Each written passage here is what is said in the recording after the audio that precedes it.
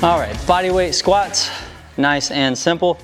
Here's what we're looking for. Feet about shoulder width apart. I want you to take the outside of your feet and make them parallel with each other. It's okay if they're out at 45, but I always recommend starting with your feet parallel with each other, the outside of your feet parallel with each other. And if they start to move out over time, that's okay. But start with this, and then we're gonna drive our knees forward and we're gonna sit our hips down. Aim your tailbone at a point right in between your heels. So again, driving the knees forward and then sit that tailbone down. You wanna try to get your hips down behind your knees, that's your goal.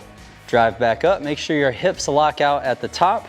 One other thing that is good to do, because you wanna make sure that your knees are braced. You don't want your knees bowing in and you don't want them wobbling around, really at all.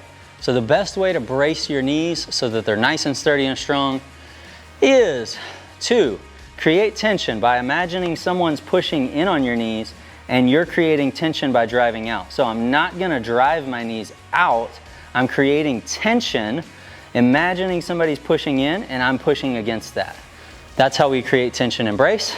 So keep that in mind as you're doing your squats. I always do it, drive the knees out just to create tension, imagining someone's pushing in, I'm pushing against that. So knees are driving forward, hips are driving down and back, making sure my hips get behind my knees and then back up, making sure my hips lock out. If you're having trouble locking your hips out, just squeeze your butt cheeks together and your hips are gonna lock out every time.